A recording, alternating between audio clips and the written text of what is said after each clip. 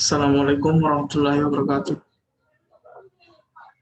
Perkenalkan, nama saya Sam Sumari dari Angkatan 18 ingin mempresentasikan asas 3, tugas asas 3 yang berjudul Gor Manahan Solo atau dipanjangkan dengan Gelanggang Olahraga Manahan Solo. Pengertian: Stadion Manahan atau Hanacaraka adalah sebuah stadion sepak bola yang berada di Kota Surakarta, Jawa Tengah, Indonesia. Stadion berkapasitas 25.000 penonton ini merupakan markas dari klub Persis Solo. Manahan merupakan stadion pertama di Indonesia yang menjadi tuan rumah event olahraga difabel terbesar di Asia Tenggara, ASEAN Para Games 2011. Stadion ini diresmikan pada tanggal 21 Februari 1998 oleh Presiden Republik Indonesia Soeharto. Saat ini sebagian besar digunakan untuk pertandingan sepak bola dan digunakan sebagai tempat rumah Persis Solo. September 2018, Stadion Manahan terpaksa ditutup karena tengah dilakukan renovasi stadion. Proyek renovasi drainase lapangan menelan biaya sekitar 1,6 miliar rupiah adalah untuk menghilangkan image negatif dari Stadion Manahan sebagai stadion pelanggan banjir. Semua permukaan lapangan mengalami perombakan dan perbaikan. Rumput hijau yang menutup permukaan lapangan semuanya dicabut digantikan dengan rumput jenis baru. Jenis rumput yang dipakai yaitu Daslon Sinodon, yaitu di Indonesia kan yaitu rumput bermuda, sengaja didatangkan dari Batam untuk ditanam di lapangan Stadion Manahan. Sedangkan konstruksi drainase lapangan Manahan yang terdiri dari pipa-pipa dan kain filter pasir terpaksa didatangkan dari negara tetangga yaitu Malaysia. Untuk menutup permukaan lapangan dibutuhkan pasir sebanyak 1.600 meter. Pasirnya sendiri didatangkan dari Pantai Samas, Yogyakarta yang tidak banyak memiliki kandungan garam. Dari proyek renovasi tersebut, akhirnya Stadion Manahan berhasil melepas predikat buruknya sebagai stadion pelanggan banjir. Dan sampai sekarang, meski hujan deras mengguyur dari atas stadion, lapangan Manahan tidak akan lagi tampak genangan air yang bisa menyebabkan banjir. Hal ini pun menghapus julukan Stadion Manahan yang sebelumnya kerap disebut Stadion Pelanggan Banjir. Dan pada Juli 2019 dan pada Juli 2009 akhirnya seluruh rangkaian renovasi Stadion Manahan telah rampung dikerjakan. Dan Stadion Manahan pun kembali dibuka dan dipakai di Porprov Jawa Tengah 2009 dan menjadi event pertama yang digelar di Stadion Manahan pasca stadion tersebut mengalami renovasi. Serta pada Agustus 2018, Stadion Manahan direnovasi besar-besaran dan diperkirakan akan selesai pada akhir 2019. Stadion Manahan di Solo akan segera menjadi satu di antara stadion mewah yang ada di Indonesia. Markas klub Persis Solo ini bahkan disebut-sebut akan menjadi stadion utama Gelora Bung Karno Mini setelah selesai direnovasi. Berikut data singkat dari existing komplek Gelora Manahan Solo per saat ini, yaitu lokasi tapak berada di Jalan Adi Sucipto. Luasan tapak lebih dari 170.000 meter. Batas tapak itu di selatan Jalan Adi Sucipto dan di barat Jalan GS Tubun dan di utara adalah Jalan Menteri Supeno dan di timur terdapat Jalan MT Haryono dan jalan alternatif. Entrance-nya ada 5 pintu.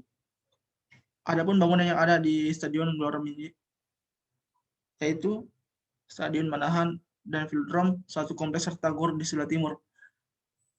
Fasilitas olahraga pendukung yaitu lapangan basket, lapangan voli, lapangan sepak bola, jogging track, lapangan tenis meja, serta beberapa dojo bela diri memanfaatkan ruang pada stadion, velodrome, dan gor. Adapun fasilitas pendukung yaitu taman dan tempat bermain. Di sebelah bisa kita lihat gambar existing Gelora Manahan, yaitu lapangan parkir berada di sini, basket di sini, stadion utama berada di sebelah sini, Dan taman bermain atau ruang terbuka berada di sini. Lapangan sepak bola di sini. Lapangan tenis indoor di sini. Gor menahan di sini. Lapangan parkir di sini. Dan plaza, lapangan voli, taman dan ruang terbuka, danau, velodrome, dan taman dan ruang terbuka. Dan gambar 3,5, pintu A,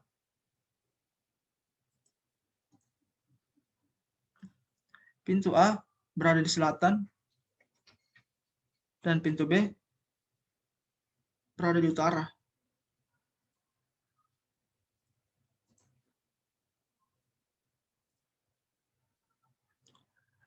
Adapun lampu penerangan yang berada di Stadion Manahan Solo yaitu mencapai 1.500 watt hingga 2.000 watt. Ini adalah gambar Stadion Manahan Solo pada saat malam hari.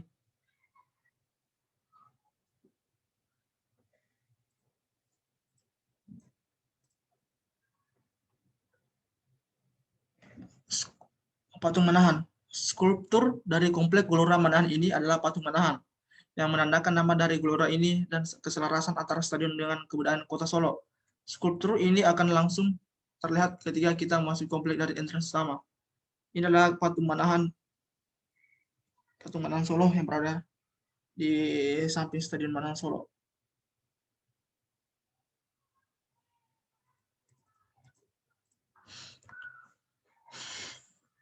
Selain stadium dalam kompleks gelora ini juga terdapat velodrome.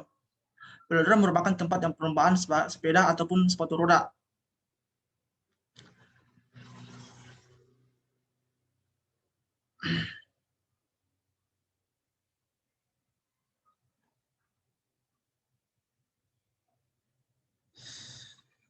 Masyarakat yang berada di velodrome untuk mengetahui bagaimana bentuk dalamnya yang ternyata terdapat genangan air seperti kolam saat musim hujan. Selain itu, velodrome ini juga tidak memenuhi standar yang ditetapkan dan memang pada dasarnya belum merupakan kebutuhan pokok karena pada Porda 2009 akan segera dilaksanakan juga tidak akan dipakai. Oleh sebab itu, keberadaannya mulai dipertanyakan apakah akan terus dipertahankan dengan catatan kerugian cukup banyak pihak pengelola dalam hal pengelolaan dan perawatannya, atau akan dihilangkan sama sekali dan berganti fasilitas lainnya. Respon terhadap permasalahan velodrome ini adalah ditiadakan fungsinya dan bisa diganti dengan fasilitas lain dengan diperencanakan ulang dan pembenahan terlebih dulu. Ini adalah velodrome dan kantor pengelolanya. Sekarang sudah menjadi Sekretariat Tarung Derajat.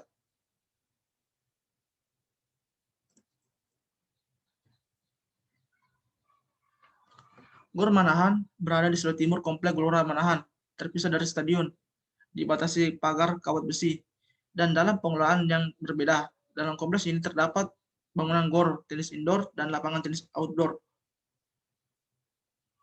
Untuk gor yang beratap joglo ini, saat ini kondisinya cukup memprihatinkan. Kerusakan terjadi di hampir semua spot, padahal 2 tahun ke depan akan digunakan untuk SEA Games, sehingga perlu dilakukan perencanaan ulang termasuk meningkatkan kapasitas dari 1.000 orang menjadi standar 3.000 orang.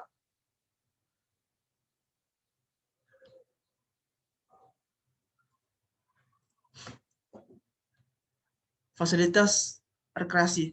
Fasilitas rekreasi yang ada di dalam kompleks Gelora Manahan Solo ini terdiri dari fasilitas olahraga publik dan taman. Adapun BKL atau Sunday Market sebenarnya merupakan aktivitas di luar pengelolaan pihak Manahan itu sendiri. Olahraga merupakan salah satu kegiatan rekreatif yang bisa dilakukan dengan mudah. Berikut adalah fasilitas olahraga yang disediakan bagi masyarakat di Kota Solo di Manahan, yaitu basket outdoor, sepak bola outdoor, bola voli outdoor, tenis outdoor, jogging track, dan beberapa dojo bela diri. Ini adalah jogging track, yaitu jalan untuk berjogging.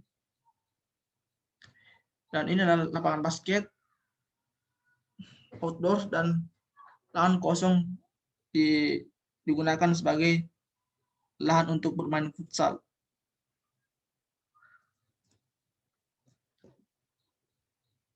Dahulu ada sebuah danau di daerah kultur yang dijadikan taman, namun sekarang tidak lagi terpakai karena tidak ada pasokan air, hanya mengandalkan air hujan sewaktu-waktu. Karena hal ini, danau tersebut tak lagi terawat dan menjadi dangkal, serta tak lagi berfungsi sebagai sebuah taman. Ini adalah foto atau dokumentasi dari danau tersebut yang lagi tidak berfungsi dan hanya berfungsi kalau ada air hujan.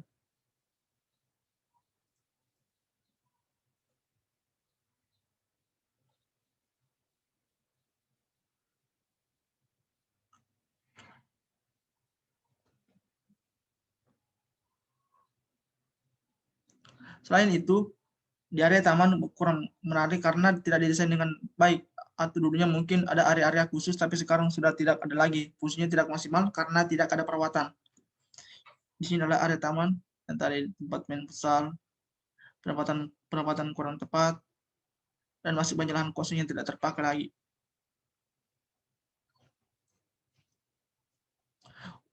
Shelter PKL. Untuk shelter PKL sendiri yang berada di sekitar Manahan, sebenarnya perencanaan PKL muncul setelah Gelora berdiri dengan semakin tidak tertibnya PKL pada tahun 2005.